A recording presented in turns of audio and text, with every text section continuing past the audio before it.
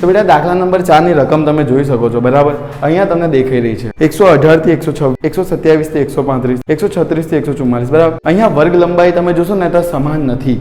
અહીંયા 118 છે, અહીંયા 118 છે તો 126. તો આપણે શું કરવાનું છે, અધર સીમા હોય ને એમાં 0.5 ઘટાડવાના અને ઉર્ધ્વ સીમામાં 0.5 વધારવાના. તો અહીંયા એવું જ કર્યું મેં, અધર સીમામાં 0.5 ઘટાડ્યા અને ઉર્ધ્વ સીમામાં 0.5 વધાર્યા. એ ચોપડીની બેટા જે રકમ છે એની નીચે સૂચનામાં પણ આપણને કહેવામાં આવ્યું. હવે આપણે સ્ટાર્ટ કરીશું. એ એટલે સંચય આવૃત્તિ બેટા અહીંયા 3 લખી દઈશું.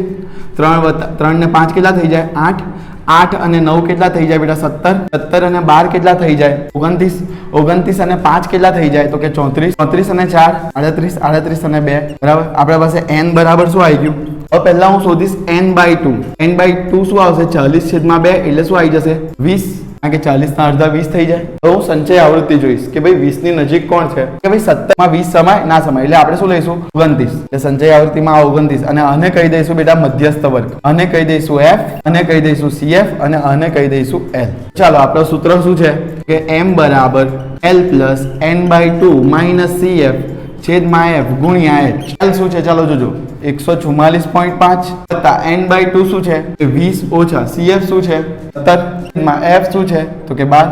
તો કે અહીંયા જો વધારો કેટલાનો થઈ 117 અને 126 એટલે કેટલાનો વધારો થઈ રહ્યો છે? અહીંયા 9 નો. h આવી જશે બેટા 9 બરાબર. જો 144.5 20 માંથી 17 જાય એટલે કેટલા રહે? 3. 12 ગુણ્યા 9. 12 ના બે ભાગ પડે બેટા, કયા કયા? 3 ચોક 12 બરાબર. 3 3 જતા રહ્યા એટલે શું આવશે? 144.5 વત્તા છેદમાં 4. છેદમાં 4 કરો તો શું જવાબ આવશે? જો જવાબ આવશે કે ભાઈ 144.5 વત્તા 2.25 146.75. આ આવી ગયો બેટા તમારો મધ્યસ્થ. તો મિત્રો હવે વાત કરીશું દાખલા નંબર 5 ની બરાબર. તો પહેલા આપણે તમને દાખલા નંબર 5 ની રકમ દેખાઈ રહી છે. હવે સીધું આપણે સંચય આવૃત્તિ 14 ને 56 એટલે કેટલા? 70. 70 ને 60 એટલે 130. 130 પ્લસ 86 216 બરાબર. 216 પ્લસ 74 એટલે 0. 290 થશે. 290 પ્લસ 62 352. 352 પ્લસ 48 એટલે કેટલા આવી જશે? એટલે આપણો n શું આવી ગયો અહીંયા? હવે બેટા આપણે n બરાબર 400 આવી ગયું તો n/2 શું આવી જાય? તો કે 400 ભાગ્યા 2 એટલે 200.